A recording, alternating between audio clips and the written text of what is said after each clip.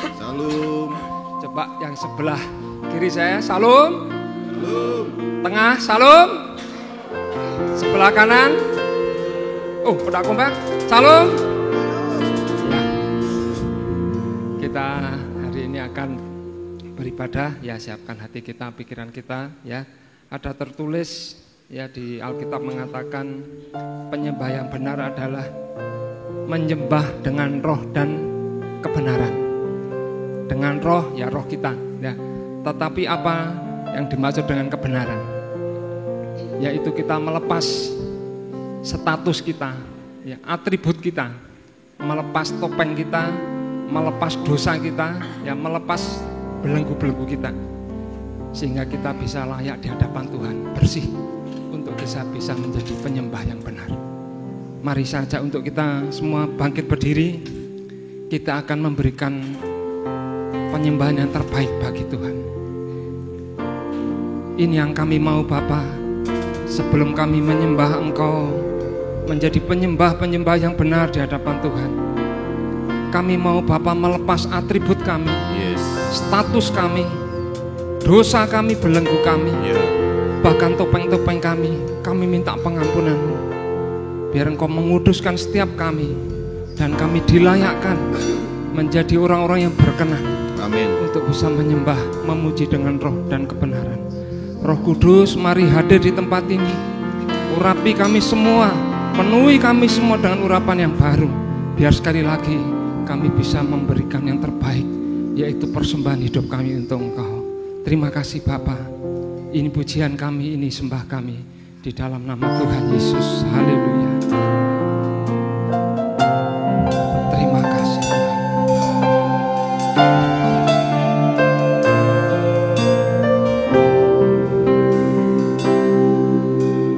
Bapa, ku berdiam, ku bersyukur buat anugerah-Mu.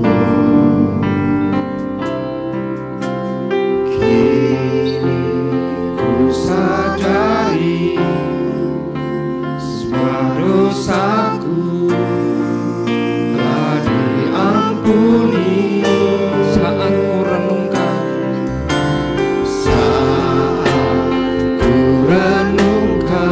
kebaikan-Mu dalam hidupku.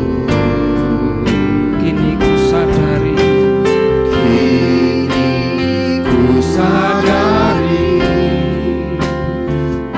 berharga di hadapan-Mu. Yuk katakan bersama-sama, Tuhan ku menyembah-Mu, ku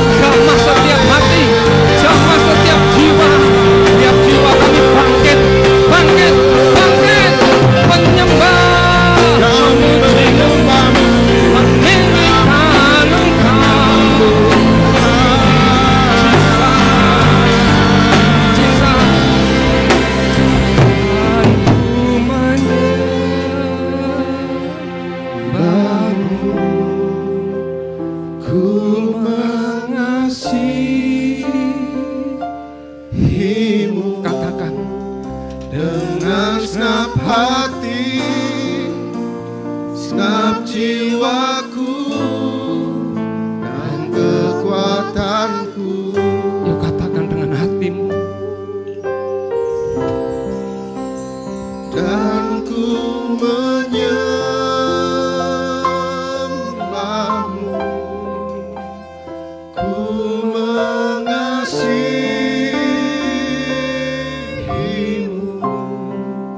dengan senap hati, senap jiwaku dan kekuatanku.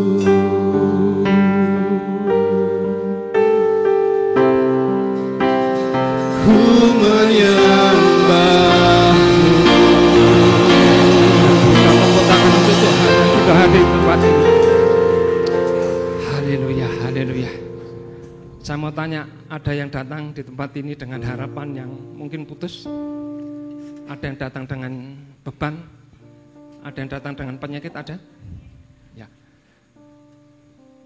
Hari ini percayai ya, karena Tuhan Yesus yang kita sembah adalah Allah yang perkasa. Amin. Sanggup melepas beban Bapak Ibu, amin. Yes. Sanggup memberikan pengharapan yang baru, sanggup memberikan kesembuhan saat kita datang dengan Tuhan. Karena Tuhan kita adalah Tuhan yang perkasa. Tuhan kau perkasa. Haleluya.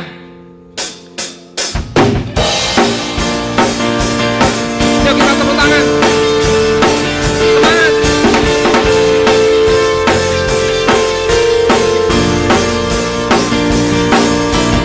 Kau Tuhan yang perkasa, Sanggup bangkitkan pengharapanku. jiwaku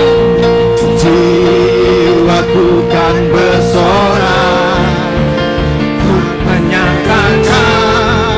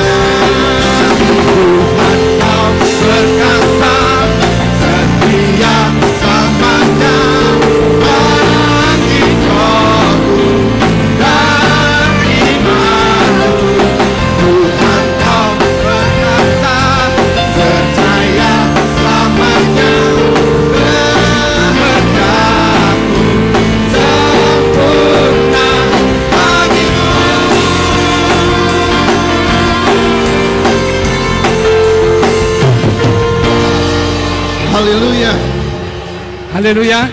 Amin. Coba toleh kanan. Sudah sembuh belum? Lihat dari wajahnya pasti kelihatan. Ya, amin. Kalau yang masih cemberut berarti tidak ngalami, ya. Nah, kalau kita sudah ngalami, ya, percaya, sekarang terima berkat, ya. Kita akan terima berkat hari ini, ya. Karena berkat Yesus Kristus bagi orang-orang percaya itu tidak berkesudahan. Amin. Amin. Amin. Sekali lagi, yuk kita terima tak berkesudahan. Haleluya.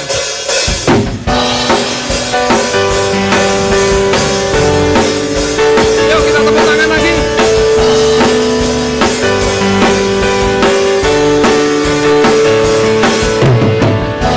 Dari hari ke hari tak pernah terbatalkan. Amin, percaya. Berkat-Mu turun atas hidup. Imani. Dari hari ke hari tiada pernah tertunda. Kesetiaan-Mu Kau limpahkan bagiku. Tak berkesudahan kasih setia-Mu Tuhan. Rahmat-Mu tak pernah habis dari hari-hariku. Tangan-Mu yang perkasa, besar kejayaan-Mu, selalu menopang hidupku, selalu pegang erat tangan-Mu. Semangat ya, terima ya. Haleluya.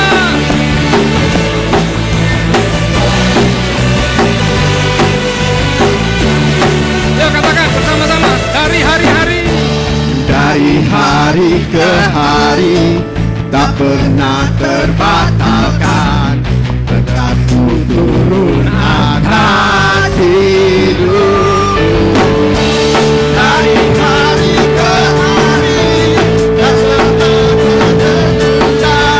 Kesetiaan-Mu Kau limpahkan bagiku. Tak berkesudahan kasih setia-Mu Tuhan. Rahmat-Mu tak pernah habis dari hari-hariku.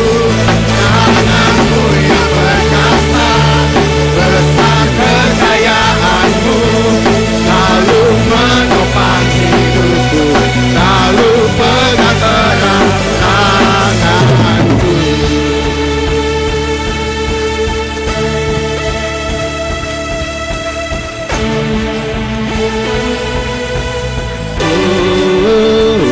Yuk.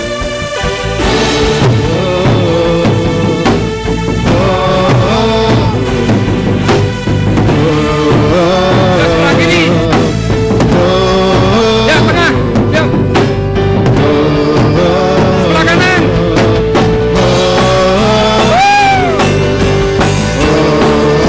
Yuk katakan.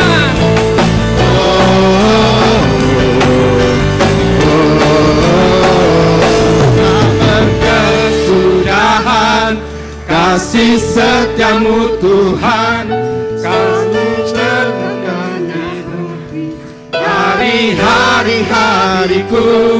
Tangan-Mu yang perkasa, besar kejayaan-Mu, selalu menopang hidupku, selalu pegang erat tangan-Ku. Tak berkesudahan kasih setia-Mu Tuhan. Rahmat-Mu tak pernah habis dari hari-hariku. Tangan-Mu yang perkasa, besar kejayaan-Mu, selalu menopang hidupku, selalu pegang erat tangan-Ku.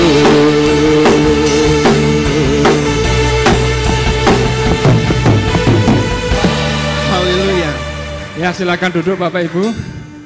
Ya, puji Tuhan ya sudah cukup menguras energi. Haleluya. Haleluya. Ya, saya ingat kira-kira mungkin 1,5 tahun yang lalu ya, Ko Aben sempat bilang ya, Eko kalau masih punya hutang, kalau bisa dilunasi. atau paling tidak disusut ya, karena keadaan hari-hari ini sulit ya. Saya berpikir waktu itu tidak mungkin ya, karena keadaan saya juga masih banyak, terus saya juga masih renovasi ya. Saya berpikir Tuhan piye.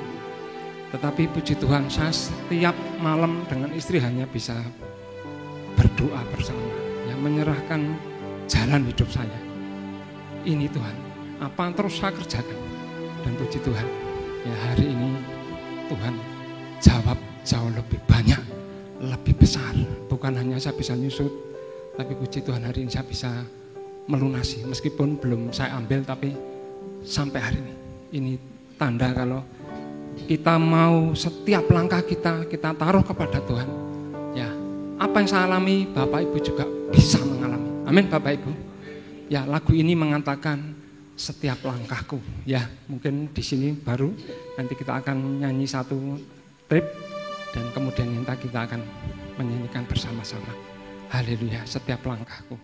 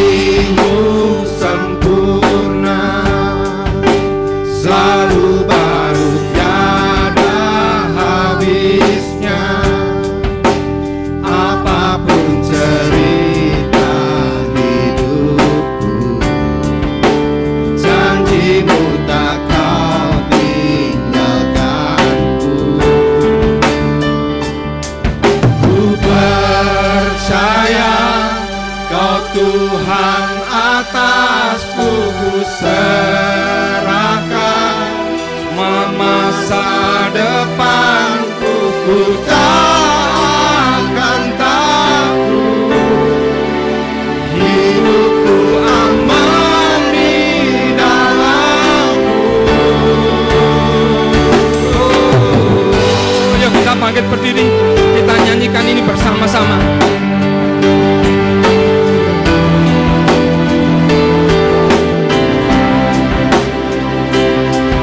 Di setiap langkahku, tanganmu menuntun jalanku, karena kau pelita hidupku, yang selalu bersinar dalamku. Kasihmu sempurna, kasihmu sempurna, selalu baru tiada habisnya. Apapun cerita hidupku, janjimu tak kau tinggalkan. Katakan bersama-sama. Ku percaya Kau Tuhan atasku, ku serahkan semua masa depanku. Ku tak akan takut, hidupku aman di dalam percaya.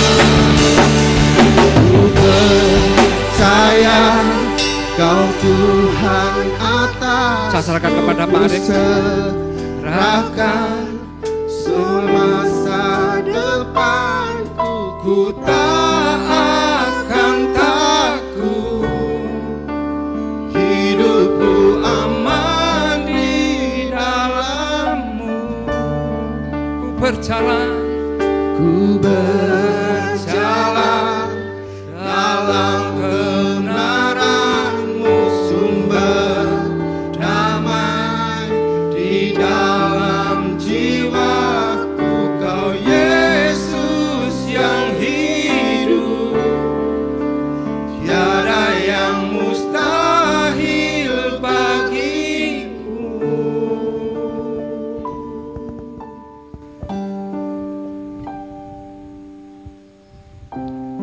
Kami percaya dengan apa yang kami naikkan di hadapan Tuhan, bahwa kami akan berjalan dalam kebenaran yang Tuhan nyatakan. Sebab ketika kami benar, maka sumber damai sejahtera itu akan mengiringi kami semuanya. Amin. Kami diberkati dengan hati yang bergirang, Ya, karena Tuhan memberikan kepada kami kehidupan yang benar. yes. Kami bersyukur Tuhan untuk berkat-Mu melalui pujian yang kami persembahkan di hadapan Tuhan. Dan sekarang tiba saatnya kami mau duduk diam, mendengar suara kebenaran yang Tuhan hendak ajarkan. Berbicaralah kepada kami secara khusus, untuk kami boleh mengerti, menyimak, belajar dan terus memahami akan setiap kehendak Tuhan yang ada di dalam diri kami masing-masing. Untuk itu Tuhan, beri kami pengertian hikmat, supaya kami boleh menjadi orang-orang yang berkenan di hadapan Tuhan, dan pada akhirnya kami boleh menerima mahkota kebenaran yang daripada Tuhan. Terima kasih Bapa di surga, kami siap untuk menyambut firman-Mu di dalam nama Tuhan Yesus Kristus. Dan kita semua yang siap diberkati oleh Tuhan bersama-sama berkata, amin. Puji Tuhan, dipersilahkan duduk. Shalom. Haleluya. Baik Bapak Ibu, hari ini kita akan kembali belajar dari kehidupan Rasul Paulus. Ya, minggu yang lalu kita belajar bagaimana Rasul Paulus bisa melihat kemuliaan Allah. Dan hari ini kita mau belajar dari perkataan Rasul Paulus kepada anak rohaninya dalam surat 2 Timotius pasalnya yang keempat, ayat 7 dan ayat yang ke-8. Nah, pagi hari ini saya memberi tema menerima mahkota kebenaran. Ya, suatu hari kelak seperti halnya Rasul Paulus, dia punya keyakinan yang sangat kuat. Ketika hari akhir hidupnya itu sudah mulai tiba, dia berkata bahwa dia nanti akan terima mahkota kebenaran. Nah, saya juga mempunyai sebuah pengharapan bahwa saya dan saudara ketika nanti suatu hari Tuhan sudah berkata tugasmu sudah selesai, yang akan kita terima adalah mahkota yang disematkan oleh Tuhan untuk kita. Nah, kita akan bersama-sama membaca di dalam surat 2 Timotius pasal 4 ayat 7 dan ayat 8. Saya akan bacakan ayat 7, nanti Bapak Ibu akan dipandu oleh Saudari Rosa ayatnya yang ke-8. Demikian perkataan firman Tuhan, 2 Timotius 4 ayat 7 dan 8. Aku telah mengakhiri pertandingan yang baik, aku telah mencapai garis akhir, dan aku telah memelihara iman. Sekarang telah tersedia bagiku mahkota kebenaran yang akan dikaruniakan kepadaku oleh Tuhan, Hakim yang adil pada harinya. Tetapi bukan hanya kepadaku, melainkan juga kepada semua orang yang merindukan kedatangannya. Amin. Inilah surat yang terakhir dari Rasul Paulus untuk Timotius, anak rohaninya. Dia berkata kepada Timotius ini dengan tingkat kesedihan yang mendalam. Karena dalam ayatnya yang ke-6, Paulus berkata kepada Timotius, mengenai diriku, darahku sudah mulai dicurahkan sebagai persembahan, dan saat kematianku sudah dekat. Kalau Bapak Ibu belajar dari kehidupan Rasul Paulus secara khusus dalam sejarah, Rasul Paulus sekali lagi menuliskan surat ini di dalam penjara. Jelas hari itu sudah ada keputusan dari pemerintahan Roma bahwa Rasul Paulus pasti dihukum mati. Tetapi dalam detik-detik terakhir kehidupannya yang tidak terlalu panjang, Paulus cepat-cepat bergegas untuk apa? Menyelesaikan tugas penyelenggaraan yang dari Tuhan Yesus, yaitu apa? Dia menuliskan banyak surat, kemudian dibagikan kepada sidang jemaat, supaya apa? Sidang jemaat itu paham. Nah, Paulus mengalami penderitaan, mengalami hal-hal yang sulit dalam perjalanan hidupnya gara-gara apa? Dia mengutamakan Tuhan dalam seluruh aspek hidup. Jadi setiap hari yang Paulus lakukan adalah apa? Memberitakan kebenaran. Nah, rupanya orang yang selalu banyak memberitakan kebenaran ini malah justru dimusuhi orang. Ya, makanya kalau kita di Indonesia mungkin hari ini Bapak Ibu melihat ada orang-orang baik, ada orang-orang benar, ada orang-orang yang lurus, artinya tidak korupsi, tidak KKN atau sejenisnya. Mereka justru akan berusaha terus disingkirkan. Kenapa? Karena kebenaran itu sangat-sangat mengganggu bagi orang-orang yang terkuasai oleh setan, oleh iblis. Nah, demikian juga gereja. Gereja semakin menunjukkan berita kebenaran, maka akan banyak sekali orang yang semakin mengusik. Yang diusik siapa? Yang menyampaikan. Orang nanti akan menuntut. Tuntutannya apa? Kamu bicara itu sudah ngelakoni atau belum? Sudah melakukan atau belum? Makanya bagi pemberita Injil, bagi pelayan-pelayan Tuhan, ketika ada celah, pasti hantamannya keras. Nah, Paulus hari itu menyatakan,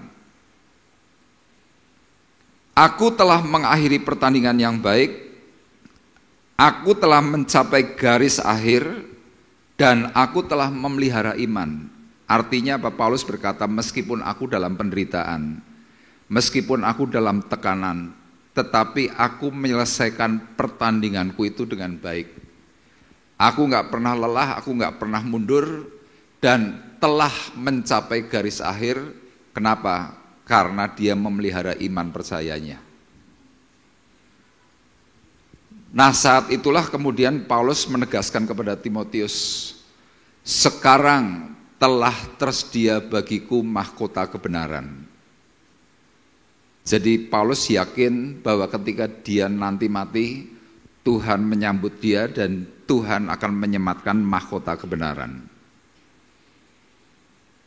Nah, mahkota ini dikatakan oleh Paulus bukan hanya kepada Paulus, kepadaku, melainkan juga kepada semua orang yang merindukan kedatangannya. Jadi saya, Bapak Ibu, Saudara yang terkasih, suatu hari kelak Bapak Ibu juga akan bisa terima mahkota kebenaran. Syaratnya apa? Merindukan waktu kedatangannya. Orang kalau hidup benar di hadapan Tuhan, tidak lagi memikirkan hal-hal yang bersifat duniawi. Yang ditunggu, yang selalu dipertanyakan begini, kapan ya Tuhanku datang? Kapan ya Tuhanku datang? Kenapa demikian? Karena kalau kita berpikir secara sesuai perkataan firman Tuhan, orang yang menunggu waktu kedatangan Tuhan itu lepas dari semua pergumulan. Dunia yang gelap, dunia yang penuh dengan banyak pernik-pernik macam-macam. Kalau Tuhan datang, itu semuanya beres. Nah, ini bukan sesuatu yang mudah, bukan sesuatu yang gampang, tetapi kita harus meraih. Nah, kemudian yang menjadi pertanyaan, di dalam Alkitab itu ada berapa banyak sih mahkota yang disediakan oleh Tuhan? Ya, kalau secara dari keseluruhan itu sebenarnya jumlahnya banyak.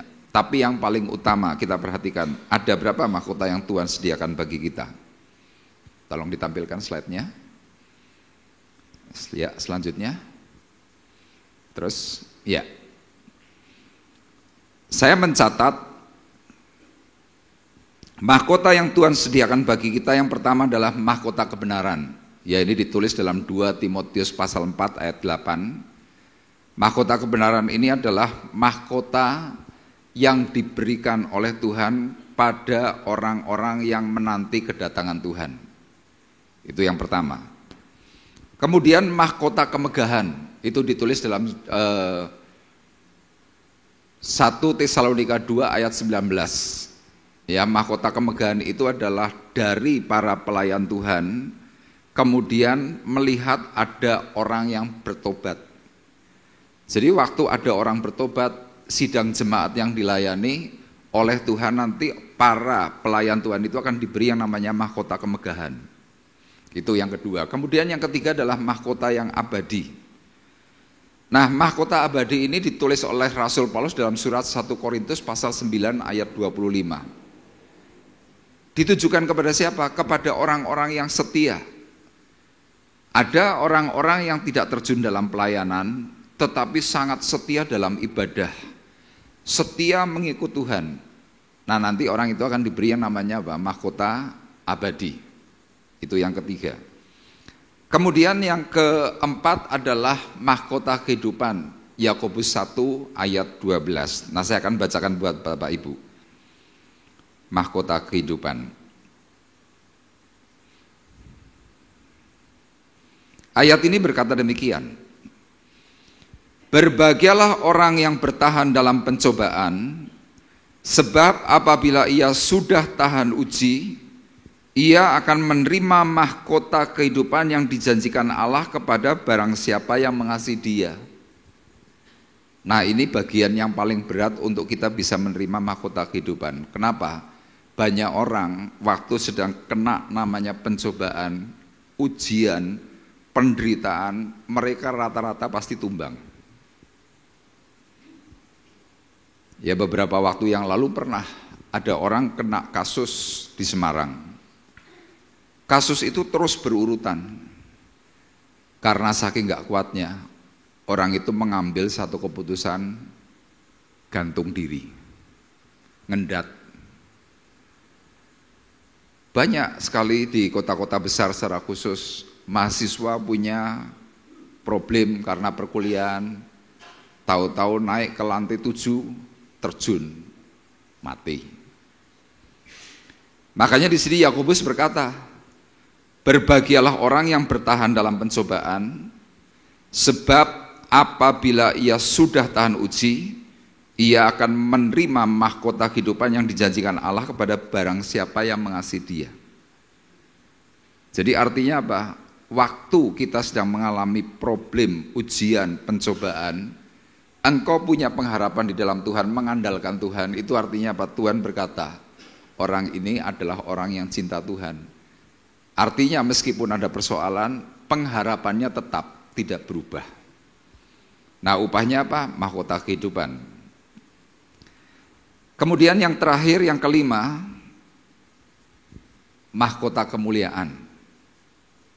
Mahkota kemuliaan ini adalah mahkota yang tertinggi, yaitu ditulis dalam surat Petrus pasal 5 ayat yang keempat. Kita akan lihat sebentar. 1 Petrus pasal 5 ayat yang keempat. Maka kamu apabila Gembala Agung datang, kamu akan menerima mahkota kemuliaan yang tidak dapat layu. Siapa orang-orang yang bisa menerima mahkota kemuliaan? Orang yang mau terjun dalam pengembalaan. Apakah harus jadi seorang gembala sidang? Tidak. Bapak Ibu di sini ada komsel. Bapak Ibu bisa membangun persekutuan-persekutuan ketika saudara mau terjun, terlibat untuk ngurusi jiwa-jiwa. Upah yang nanti akan saudara terima adalah mahkota kemuliaan. Kenapa kok mahkota kemuliaan? Iya, menjadi gembala itu enggak mudah. Ya, Bapak Ibu yang mungkin sebagai ketua komsel kadang-kadang sudah janjian. Misalkan hari Selasa komsel ya, semua sudah diberi pengumuman. Bapak Ibu sudah sedia makanan komplit. Janjinya jam 6. Tapi maaf kata, rata-rata enggak ada on time jam 6. Jam 6:15, setengah 7 baru hadir satu. Tuan rumah mulai ngeliat jam. Kok ora ono sing teko. Ngeliat jam lagi, ora ono sing teko. Pujian sudah dimulai, jam 7 baru mulai muncul 1-2 orang. Pengurus gimana? Dak-dikduk. Itu baru tingkat dalam kepengurusan komsel atau persekutuan doa kecil. Bapak Ibu bisa bayangkan kalau seandainya Bapak Ibu berdiri sebagai seorang gembala. Gembala itu setiap minggu, ya ini curhat, jam 6:30 yang datang baru 1, jam 7 kurang seperempat baru 10, jam 7 baru 25, jam 7 lebih 10 mulai agak penuh. Sambil berdiri di depan, gembala itu selalu doa, Tuhan, mbok ketuk pintu hati mereka supaya cepat bergegas. Nah, yang paling sering mengingatkan siapa? Pak Eko. Pak Eko tuh kalau lagi mimpin pujian selalu mengingatkan, datang jangan terlambat, datang jangan terlambat. Ini baru satu perkara, belum perkara-perkara yang lain. Makanya apa? Mahkota kemuliaan ini bisa diberikan. Nah, waktu saudara bisa menerima mahkota kemuliaan, ya mungkin hari ini saudara belum tahu apa yang nanti akan terjadi di surga. Tetapi dari pengalaman perkataan Rasul Paulus dan juga dalam kitab Wahyu, orang yang terima mahkota kemuliaan itu dahsyat. Untuk itu mari bersama-sama kita belajar. Yang pertama ini kita mau meraih yang namanya mahkota kebenaran. Nah, kita akan melihat bagaimana caranya Rasul Paulus. Dia begitu yakin, dia sungguh-sungguh pasti menerima yang namanya mahkota kebenaran. Nah, ini ditulis di dalam Galatia pasal 4 ayat 13 dan Kisah Para Rasul pasal 20 ayat 19 dan ayat 20. Tolong dibacakan terlebih dahulu Galatia pasal 4 ayat 13, kemudian Kisah Para Rasul 20, 19 sampai 20. Begini firman Tuhan, kamu tahu bahwa aku pertama kali telah memberitakan Injil kepadamu oleh karena aku sakit pada tubuhku. Dengan segala rendah hati aku melayani Tuhan. Dalam pelayanan itu aku banyak mencucurkan air mata dan banyak mengalami percobaan dari pihak orang Yahudi yang mau membunuh aku. Sungguh pun demikian, aku tidak pernah melalaikan apa yang berguna bagi kamu. Semua aku beritakan dan kuajarkan kepada kamu, baik di muka umum maupun dalam perkumpulan-perkumpulan di rumah kamu. Iya. Jadi hal yang pertama, kenapa Paulus sedemikian yakin bahwa dia pasti akan menerima mahkota kebenaran? Yang pertama ini penting, Paulus berani korban.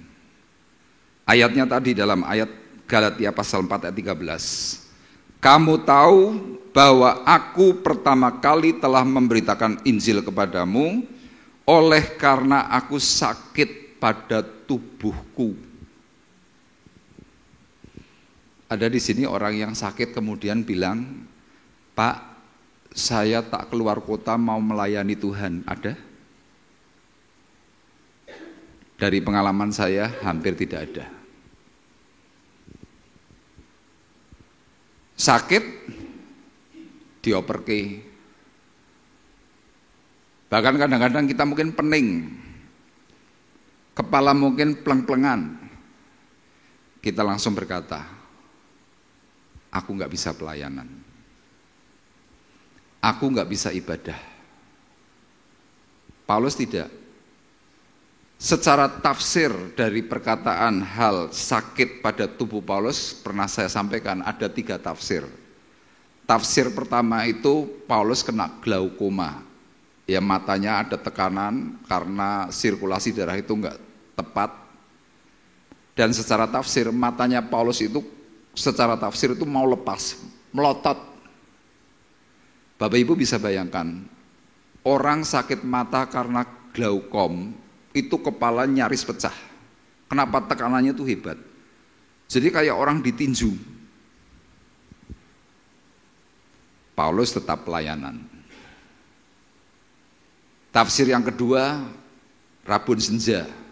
Ini agak ringan. Tafsir yang ketiga, Paulus sepertinya kena lepra atau kusta. Makanya dalam Galatia pasal 4 ayat 13, 14, 15, 16 di situ dijelaskan. Mereka melihat tubuh Paulus itu jijik. Tapi karena melihat urapan yang di dalam diri Paulus, Paulus itu disambut seperti malaikat, bahkan seperti menyambut Yesus, kata Paulus. Jadi saya berani pastikan orang di dalam urapan, meskipun orang itu sedang mengalami yang namanya sakit, semangat itu tidak pernah putus. Nah, kadang kita tidak punya semangat, kadang kita tidak punya keyakinan, kadang kita merasa, wah sakitku ini aku harus begini, berhenti dulu. Maaf, kadang-kadang sakit itu bisa tipu muslihat iblis. Ya, mama saya usia 85 tahun, penyakitnya setiap hari itu rata-rata vertigo. Kadang buat duduk lama, geliyang, pusing, kadang-kadang hampir semaput begitu. Tapi saya menekankan kepada mama saya, Mama kalau ibadah masih kuat enggak? Dia jawab, yo rodok kuat, rodok ra kuat. Saya bilang, kalau mama bisa sehat, berangkat ibadah. Bilang, kok nek aku mumet piye? Mulai. Dan itu beberapa kali dilakukan. Ketika dia punya kekuatan, dia berangkat. Di gereja kadang pusing, tapi dia tahan. Faktanya dia bisa ibadah dengan tuntas. Kenapa? Bapak Ibu harus yakin Roh Kudus itu pasti memberikan pertolongan. Tapi kalau kita belum apa-apa sudah merasa lemah, aku gak berdaya, aku gak kuat, oh iblis akan terus menipu dirimu dengan hal-hal yang sama. Tujuannya apa? Ya supaya engkau tidak bisa mengalami perjumpaan dengan Tuhan. Padahal dalam ibadah, dalam kitab Keluaran pasal 20 dijelaskan, kuduskanlah hari Sabat. Kenapa kok dikuduskan hari Sabat? Firman Tuhan berkata, karena aku memberkati hari Sabat, kata Tuhan. Jadi dalam ibadah raya Sabat itu ada berkat yang tercurah. Cuma karena kita tidak pernah melihat secara langsung, akhirnya merasa, podo wae. Tapi coba ini diperhatikan secara baik. Kenapa? Tuhan kita itu tidak pernah bohong. Paulus melakukan itu semua kenapa? Dia melihat cinta kasihnya Tuhan dalam dirinya. Makanya dalam Kisah Para Rasul pasal 20 ayat 19 berkata, dengan segala rendah hati aku melayani Tuhan, dalam pelayanan itu aku banyak mencucurkan air mata. Artinya apa? Paulus ini banyak nangis, bukan cengeng, bukan baper, tapi tekanannya itu ngeri. Ya berulang kali saya sampaikan, Bapak Ibu baca dalam 2 Korintus pasal 6, itu penderitaannya Paulus, panjang banget. Jadi Paulus itu mencucurkan air mata. Kenapa dalam ayat ini katakan banyak mengalami pencobaan dari pihak orang Yahudi. Dan yang paling berat apa? Yang mau membunuh.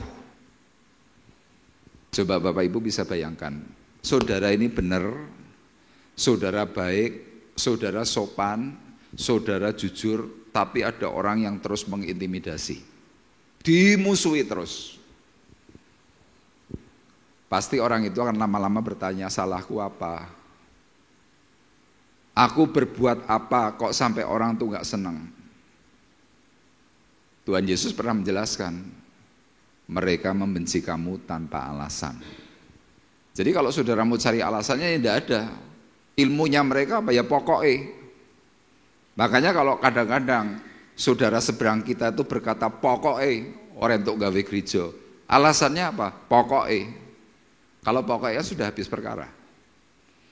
Alasannya tidak ada, pokoknya. Nah Paulus juga mengalami itu. Dan yang hebat dari Paulus dalam ayat 20. Sungguh pun demikian aku tidak pernah melalaikan. Loh kan hebat, tidak pernah lupa. Meskipun ada tekanan dia tetap jalan. Tidak pernah melalaikan apa yang berguna bagimu. Semua aku beritakan dan kuajarkan kepadamu, baik di muka umum maupun dalam perkumpulan-perkumpulan di rumah kamu.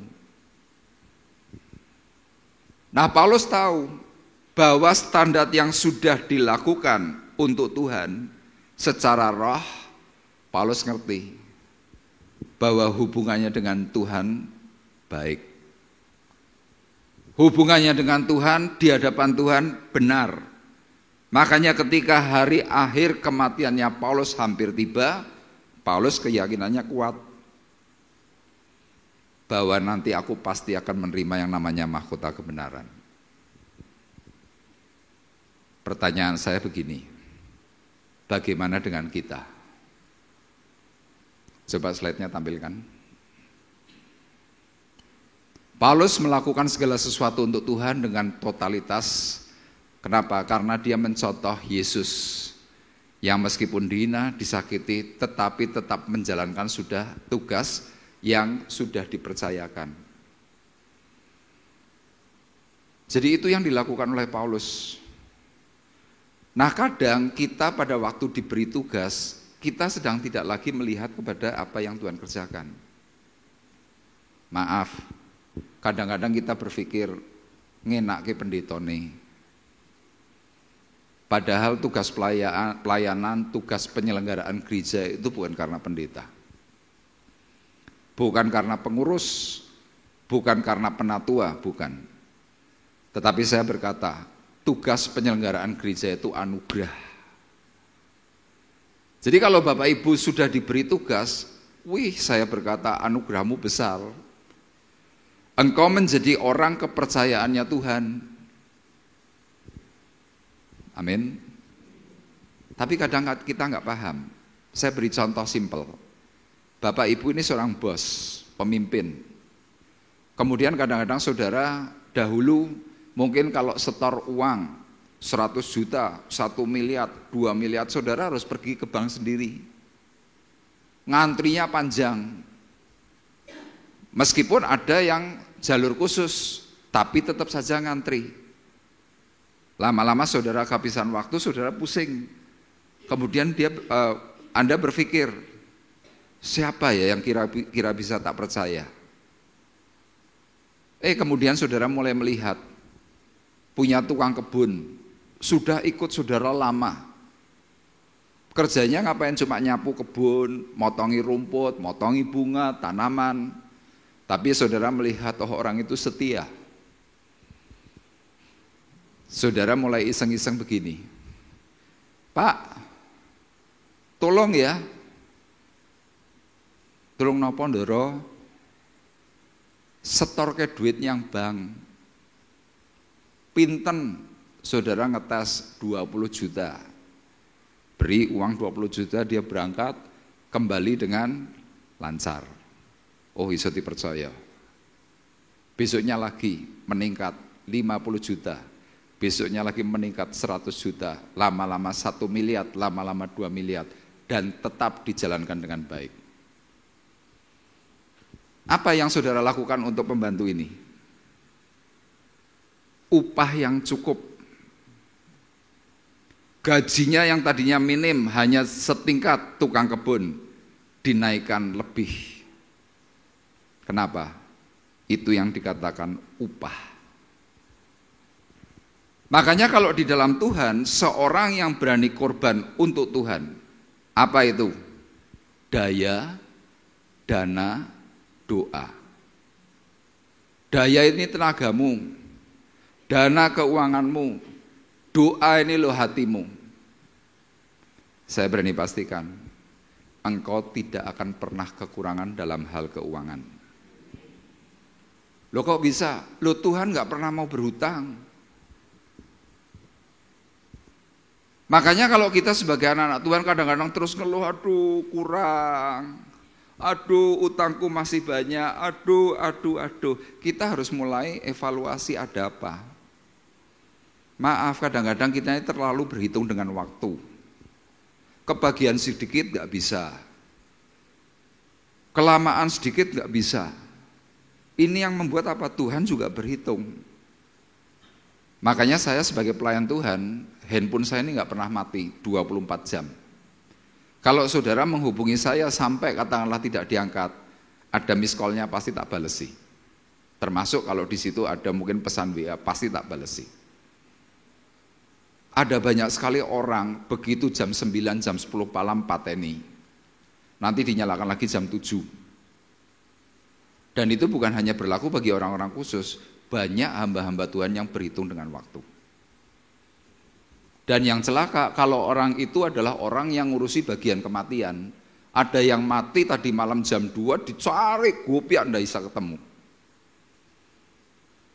Nanti kalau dikejar ditanya, kok nggak dinyalakan kenapa? Malam itu untuk istirahat, aku juga punya keluarga. Nek ngono jadi hamba Tuhan. Udah simpel aja. Paulus itu bukan hanya orang yang full time, tapi dia full heart. Kesehariannya, kerjaannya, semuanya itu hanya dipikirkan untuk Tuhan. Itu Paulus. Dan secara roh sekali lagi, orang yang punya keyakinan model seperti Paulus, dia akan ngerti terima atau tidak terima. Paulus mengatakan, aku akan menerima mahkota kebenaran. Pernah suatu hari saya tanya kepada seorang muda, saya pikir orang ini adalah orang yang cukup rohani. Waktu saya tanya, bro, kalau menurut Anda yakin pasti masuk surga enggak? Jawabnya agak lama. Terus dia jawab, kelihatannya enggak loh om. Loh, saya kaget. Loh kenapa kamu kok enggak yakin? Ya gitu panjang. Ternyata sudah tak coba saya tanya, saya coba sharing dengan dia. Di HP-nya banyak film porno.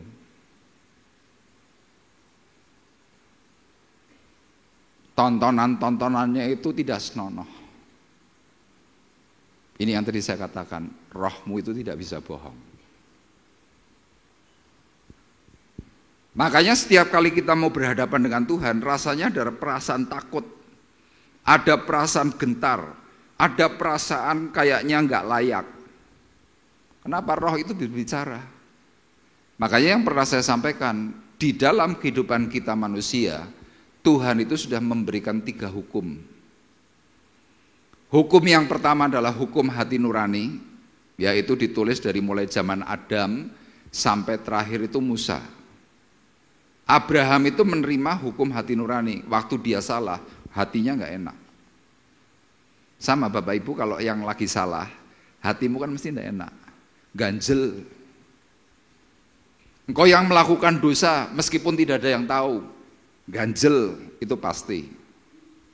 Tapi lama-lama hati nurani ini bisa tumpul. Tuhan beri hukum yang kedua, hukum Taurat, 10 perintah Allah. Jangan membunuh, jangan berzina, jangan mencuri. Begitu saudara melanggar itu, dosa. Itu hukum positif. Tapi dengan adanya hukum positif seperti itu, orang masih berdalih. Tuhan beri yang terakhir tentang apa? Pengajaran kasih, hukum kasih.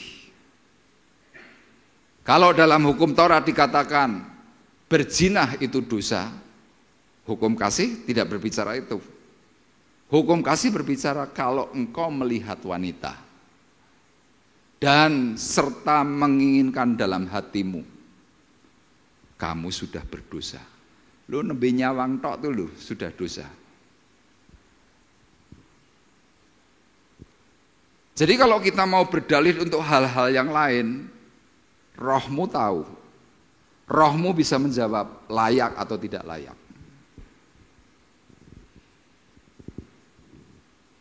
Paulus memahami secara benar, dia layak karena apa? Berani korban. Itu yang pertama. Kemudian hal yang kedua, mengapa Paulus ini berani berkorban dan yakin akan terima mahkota kebenaran? Yang kedua ini Paulus ngerti hidupnya itu dilayakkan oleh Tuhan. Ya sekarang kita akan melihat dalam surat 1 Korintus 15 ayat 8 sampai 10, tolong dibacakan. 1 Korintus 15 ayat 8 sampai 10. Begini firman Tuhan, Dan yang paling akhir dari semuanya, ia menampakkan diri juga kepadaku, sama seperti kepada anak yang lahir sebelum waktunya. Karena aku adalah yang paling hina dari semua rasul, bahkan tidak layak disebut rasul, sebab aku telah menganiaya jemaat Allah. Tetapi karena kasih karunia Allah, aku adalah sebagaimana aku ada sekarang, dan kasih karunia yang dianugerahkannya kepadaku tidak sia-sia. Sebaliknya, aku telah bekerja lebih keras daripada mereka semua, tetapi bukannya aku, melainkan kasih karunia Allah yang menyertai aku. Ya, ini tulisan dan pengakuannya Rasul Paulus ketika dia mengalami perjumpaan dengan Tuhan. Sekali lagi dikatakan, dan yang paling akhir dari semuanya, ia menampakkan diri juga kepadaku, sama seperti kepada anak yang baru lahir sebelum waktunya. Karena aku adalah yang paling hina dari semua rasul. Bayangkan dari sesuatu yang sangat-sangat tidak pantas. Karena Paulus pembunuh, penghujat, pembenci kekristenan, tindakannya sadis, tiba-tiba apa? Dilayakkan oleh Tuhan. Paulus mengaku itu semua. Jadi Paulus mengaku bahwa dirinya ini nggak layak, paling hina. Kemudian dia berkata apa? Tidak layak disebut rasul. Ya artinya seringkali kita mungkin bicara, potongan ngunu kok jadi pendeta, kira-kira begitu. Ya kan memang ada orang yang profilnya itu jadi pendeta itu pantas gitu loh.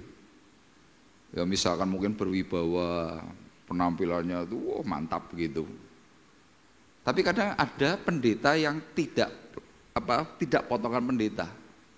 Kayak model kayak saya ini tidak pantas jadi pendeta. Loh bener kok. Yang pantas malah Pak David itu. Ya Pak David itu kan pembawaannya tenang. Selamat pagi Pak David. Pagi. Gimana kabarnya Pak David? Ya. Kalau saya gimana? Pak Arif, bro, pantes jadi pendeta. Lo pernah suatu hari kami pergi bertiga ke Jakarta. Pak Gun itu iseng-iseng nanya kepada pelayan toko, Mbak, di sini ada 3 orang, Mbak. Nah, salah satunya pendeta. Nah, menurut Mbak, yang pendeta itu yang mana? Nomor 1 Pak David. Nomor 2 Pak Gun. Kalau ini, oh ini pengusaha katanya. Waduh.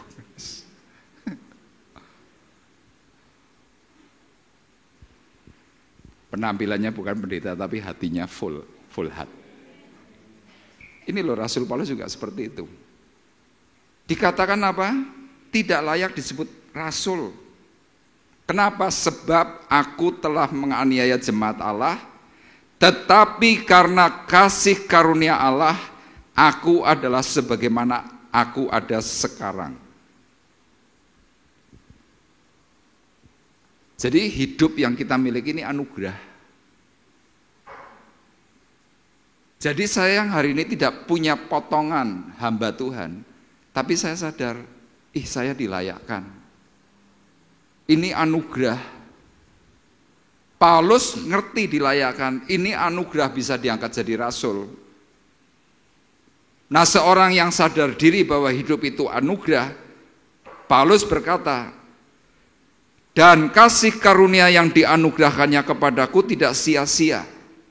Sebaliknya, aku telah bekerja lebih keras daripada mereka semua, tetapi bukannya aku, melainkan kasih karunia Allah yang menyertai aku.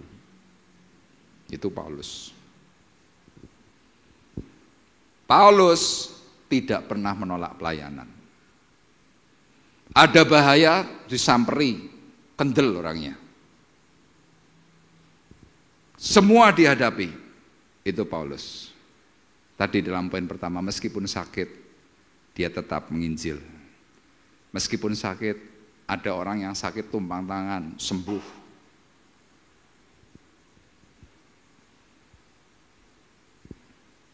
Jadi kalau Bapak Ibu belajar dari kehidupannya Rasul Paulus, hidupnya itu dahsyat. Dan Paulus ini bukan rasul yang miskin, dia punya uang. Tapi keuangannya untuk pembiayaan pelayanan, itu Paulus. Artinya apa? Paulus ini tidak pernah merepotkan orang. Apa yang dia punya untuk Tuhan, apa yang dia miliki untuk Tuhan, bantunya luar biasa. Kenapa? Anugerah. Saya pernah membaca beberapa tafsir, kenapa Paulus sedemikian cinta? Karena dia punya pikiran. Kalau hari itu Tuhan jahat sama dirinya, Paulus dimatikan, sudah duitnya hilang, dia tidak bisa menikmati. Karena pikiran yang seperti itu akhirnya apa? Dia serahkan semua kepada Tuhan. Termasuk hidupnya, termasuk waktunya, termasuk apa yang dia punya. Beberapa hari yang lalu saya melihat sebuah video, kejadiannya ini di Chungkwok, ya di China. Ada peti mati terisi jenazah. Kemudian tiba-tiba dari pihak keluarga ini masuk. Tiba-tiba tutup peti jenazah ini dibuka. Anaknya itu kepada jenazah ini papahnya digini-gini. Goncang-goncang, tirainya tuh singkapan gitu. Anak yang kedua juga sama, sambil memaki-maki begitu. Kemudian peti jenazah itu digelempangkan, grubiak, tubuhnya itu kontal.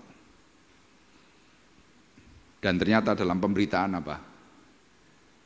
Orang tua ini berbagi waris, tapi untuk anak-anaknya sebagian dianggap tidak adil.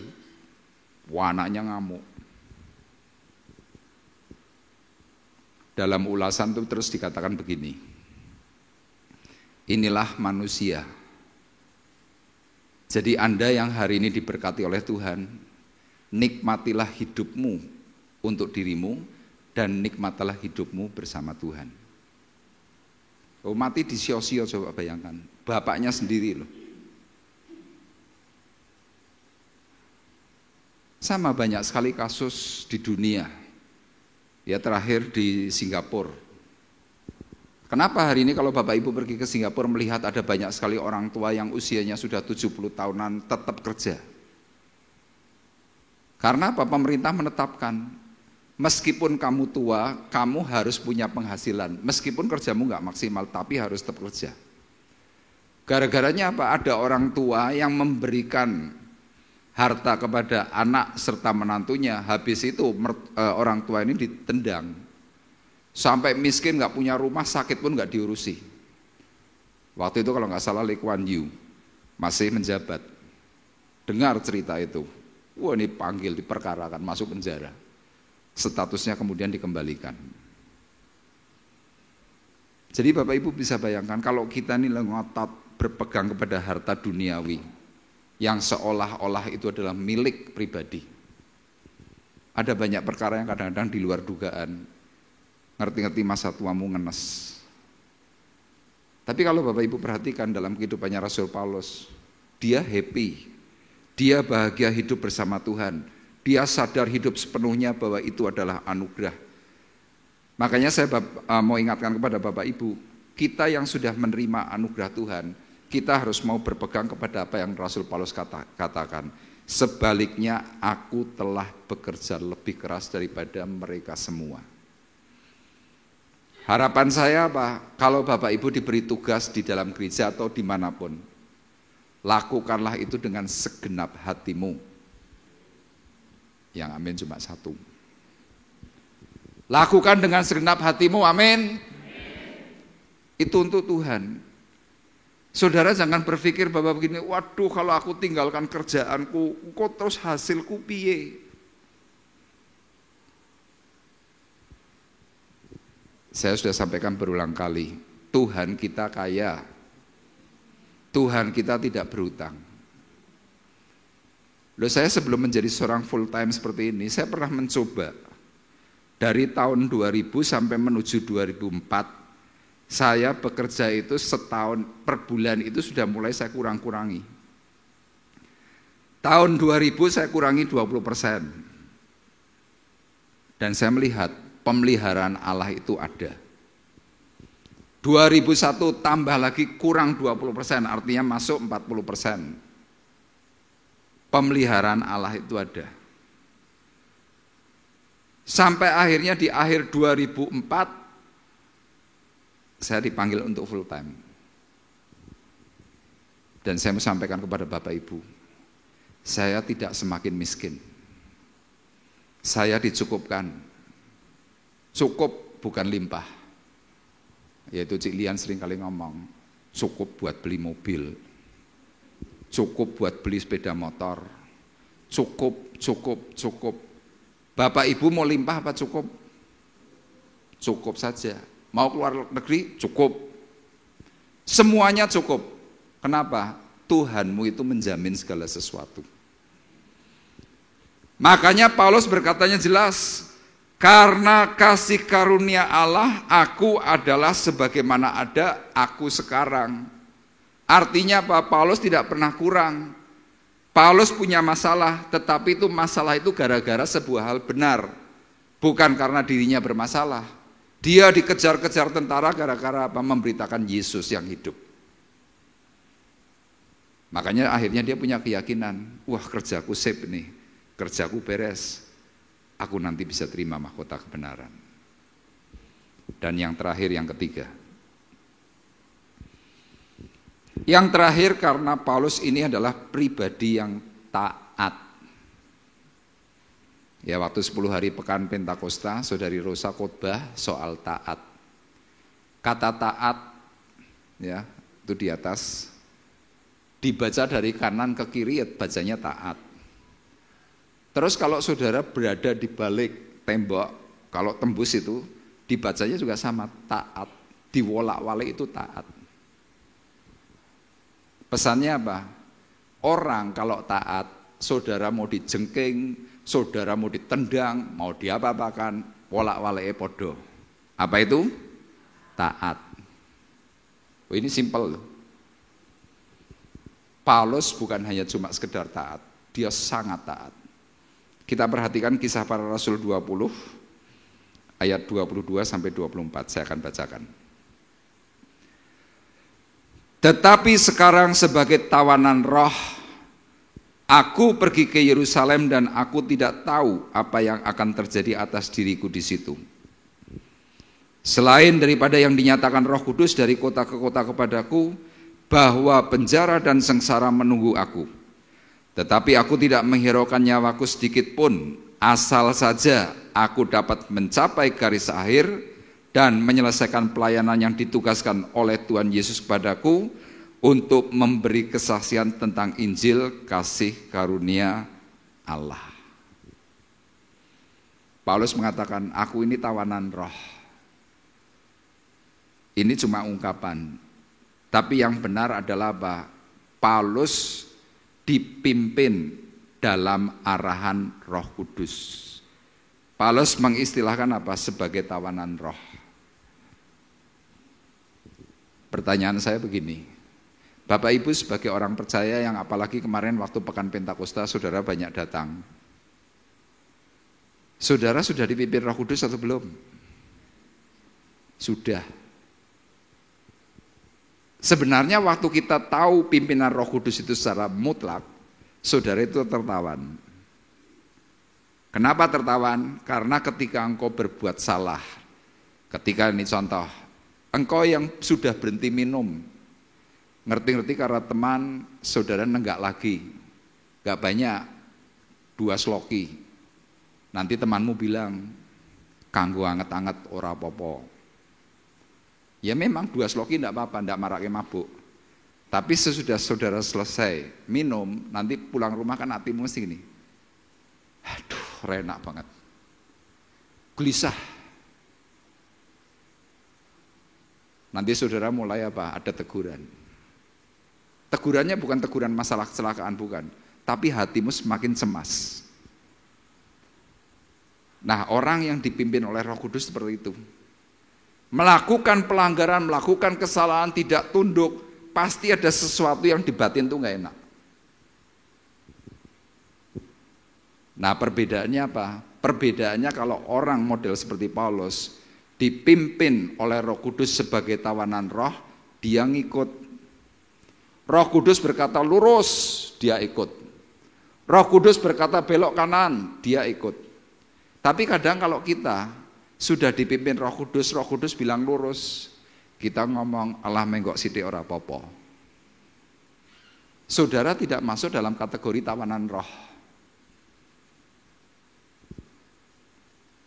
Paulus berkatanya jelas, sebagai tawanan roh, aku tidak tahu apa yang akan terjadi atas diriku di situ.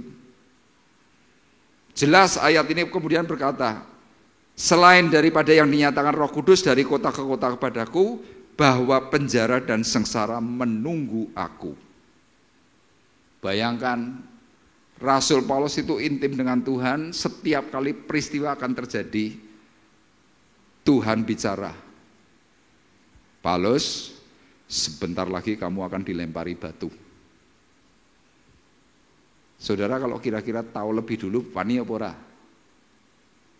Wah pasti, wah Tuhan, padahal kita sudah cerek, terus mundur pelan-pelan. Makanya kalau ada orang-orang tertentu selalu tanya, Pak, saya paling cocok kerja apa Pak? Kalau saudara diberitahu, malah saudara enggak kerja. Loh banyak loh orang Kristen begitu. Saya sering diberi pertanyaan, Pak, kira-kira nanti anak saya kalau begini kira-kira bisa berhasil enggak? Saya jawab, orang ngerti. Takok dhewe karo Tuhan. Paulus saking intimnya dia diberitahu. Tapi lihat, dia tidak pernah gentar. Kenapa? Jawabannya dalam ayat 24. Aku tidak menghiraukan nyawaku sedikit pun. Duh, kok tidak menghiraukan nyawa? Iya, karena Paulus punya prinsip. Hidup adalah Kristus, mati adalah keuntungan. Loh, Paulus itu sampai ngomong, kalau dia boleh memilih, dia milih mati. Tapi dia berkata, bukan sekarang, karena aku harus berbuah dulu untuk Kristus. Tapi kalau sewaktu-waktu mati gimana? Oh, dia siap. Kenapa? Dia tahu pasti masuk surga. Makanya dia berkatanya jelas, tidak menghiraukan nyawaku sedikit pun, asal saja aku dapat mencapai garis akhir dan menyelesaikan pelayanan. Jadi sampai ending, finish well. Paulus menyelesaikan itu semua. Kenapa dia kok sedemikian ekstrim? Jawabannya yang ayat terakhir. Pelayanan yang ditugaskan oleh Tuhan Yesus. Seperti tadi saya singgung di depan. Pelayanan kita bukan karena tugas dari gembala, bukan tugas dari full time, bukan. Tetapi waktu saudara ditunjuk oleh Tuhan, kemudian dipercaya untuk jadi apapun. Ada yang WL, ada yang singer, ada yang pemain musik, ada yang pembaca Alkitab, apapun. Itu adalah tugas mulia yang Tuhan percayakan dalam dirimu. Kalau saudara berani ambil bagian itu dengan penuh tanggung jawab.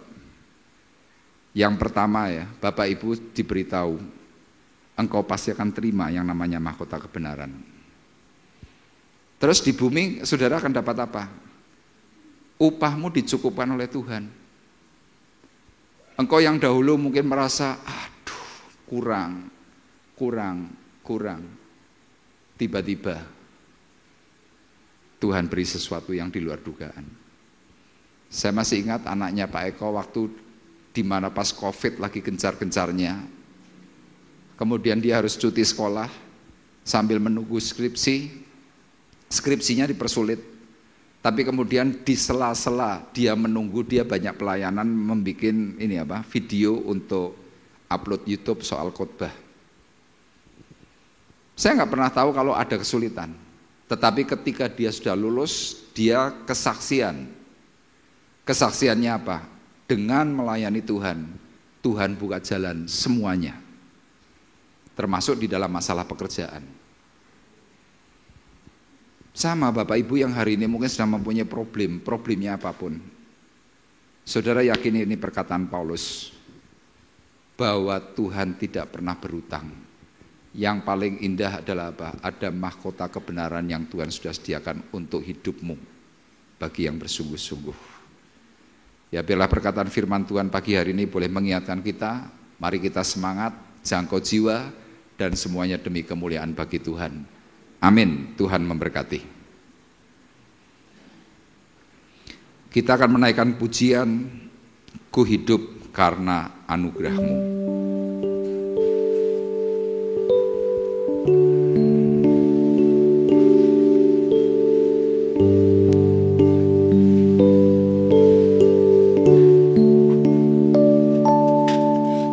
Hidup karena anugerah-Mu, tiada satu pun dapat ku banggakan, semua karena cinta-Mu. Ini hidupku, pimpin jalanku, kasih-Mu mengubah hidupku. Kau memilihku, selamatkan hidupku, semua karena cinta-Mu. Ini hidupku, pimpin jalanku, Yesus pegang erat tanganku, ku tak dapat hidup di luar kasih-Mu, Bapa.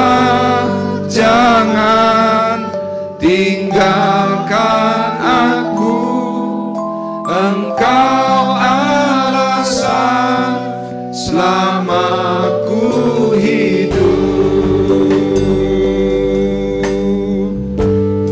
Mari bersama-sama katakan, ku hidup karena anugerah-Mu,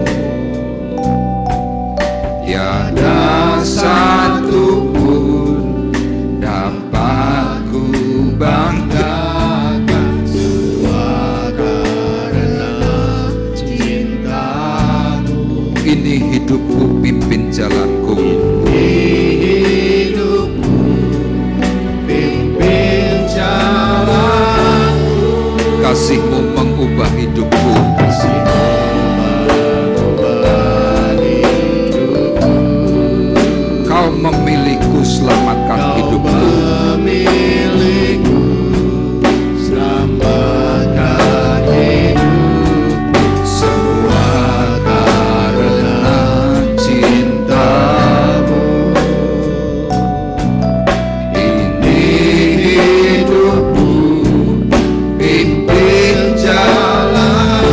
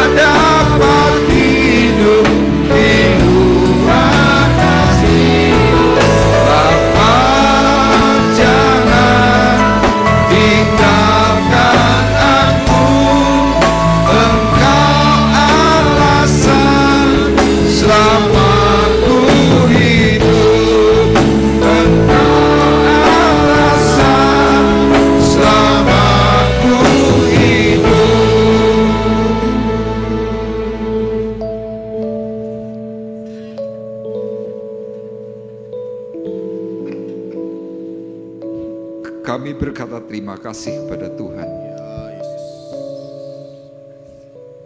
Engkau baik bagi kami. Engkau melayakan kehidupan kami yang sebenarnya tidak layak di hadapan Tuhan. Kami boleh menerima berita keselamatan. Kami Engkau panggil dan Kau pilih kami untuk kami boleh menjadi saluran berkat. Kami hanya mampu berkata terima kasih Tuhan atas kasih dan pertolongan Tuhan yang ajaib. Belajar dari kehidupan Rasul Paulus, akhirnya dia menerima mahkota kebenaran yang Tuhan janjikan. Dan biarlah Tuhan, apa yang Rasul Paulus sudah terima, kami pun mau belajar. Kami mau belajar berkorban. Kami mau belajar untuk semakin mengerti, memahami arti panggilan Tuhan dalam diri kami karena kami dilayakan. Dan secara khusus Tuhan, kami mau taat kepada setiap perintah yang Tuhan sudah berikan kepada kami semuanya. Kuasa pengurapan-Mu Tuhan yang tercurah dari surga, yang memampukan kami semuanya. Kami terima, kami meteraikan dalam hati, dan kami lakukan dalam kehidupan kami setiap hari. Terima kasih Bapa di surga. Kami kembalikan segala berkat anugerah Bapa demi kemuliaan-Mu. Di dalam nama Tuhan Yesus Kristus kami sudah berdoa. Dan kita yang diberkati oleh Tuhan bersama-sama berkata, amin. Saya serahkan Pak Eko. Ya. Bapak Ibu diberkati oleh firman Tuhan, amin. Ya, kalau diberkati sekarang giliran kita memberkati ya Tuhan ya. Untuk kolektan mohon di depan ya, kita akan berdoa ya, persiapkan persembahan Bapak Ibu ya, nanti Arif yang akan berdoa. Haleluya. Iya. Bapa di surga, kami bersyukur untuk segala firman yang boleh kami terima. Biarlah Tuhan Kau meteraikan setiap perkataan firman-Mu dalam hidup kami. Ketika kami sudah diberkati oleh perkataan firman-Mu, biarlah kami boleh memiliki hati untuk memberikan korban persembahan yang terbaik untuk kemuliaan nama Tuhan. Memberkati untuk setiap jemaat Tuhan yang ada di tempat ini dengan segala berkat yang melimpah. Mengurapi juga untuk hamba-hamba-Mu, petugas kolektan yang sebentar akan melayani. Biarlah Tuhan terus pakai kehidupan mereka untuk menjadi saluran berkat-Mu ya Bapa. Terima kasih Bapa di surga, terima kasih. Kami serahkan semua dalam nama Tuhan Yesus Juru Selamat kami. Haleluya. Amin. Ya, sambil dijalankan kita akan menyanyikan lagu Setiap Langkahku.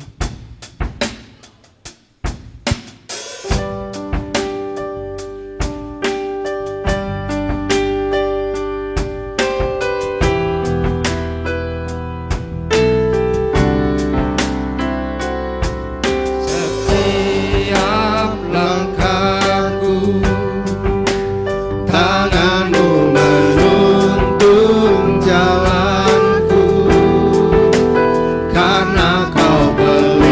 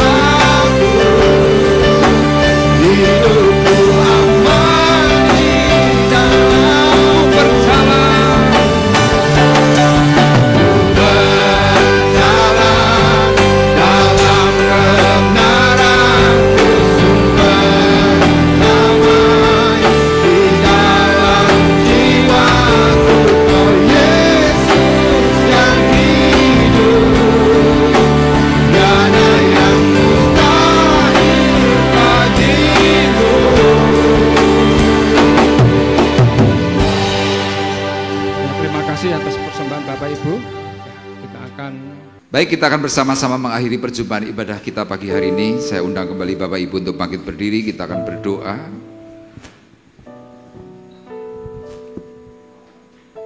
Engkau adalah Bapa kami yang baik, Yes. Bapa yang mencurahkan berkat yang melimpah dari surga. Amin.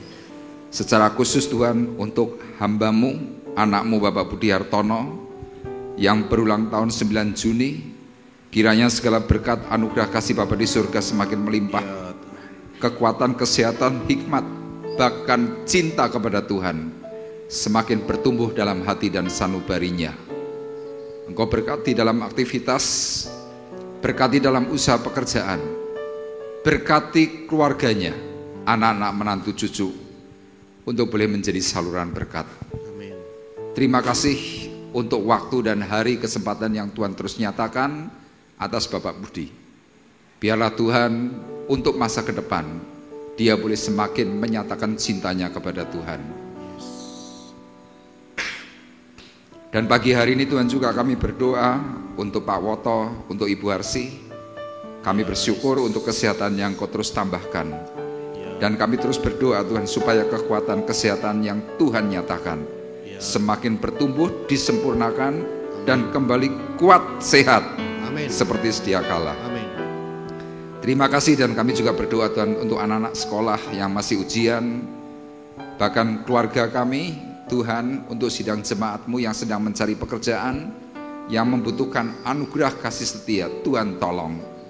Bahkan kami juga berdoa Tuhan untuk anak-anak yatim piatu, untuk para janda, kiranya Engkau berkati dengan berkat yang dicukupkan, sehingga mereka boleh mengerti bahwa kasih dan pemeliharaan Tuhan itu ajaib. Dan tiba saatnya Tuhan, sekarang kami hendak berpisah. Kami mengangkat hati, mengangkat tangan kami di hadapan Tuhan. Sidang jemaat Tuhan terkasih, marilah kita bersama-sama pulang dengan membawa berkat, damai sejahtera Allah Bapa di sorga. Pulanglah dengan membawa kasih karunia Tuhan Yesus Kristus. Amin. Di dalam persekutuan Roh Kudus. Tuhan memberkati engkau dan melindungi engkau. Amin. Tuhan menyinari engkau dengan wajahnya dan memberi engkau kasih karunia. Tuhan menghadapkan wajahnya kepadamu dan memberi engkau damai sejahtera. Mulai dari pagi hari ini sampai Maranatha datang yang kedua kali. Dalam nama Yesus Tuhan, kami sudah berdoa dan mengucapkan syukur kami. Dan kita yang diberkati oleh Tuhan bersama-sama berkata, Amin.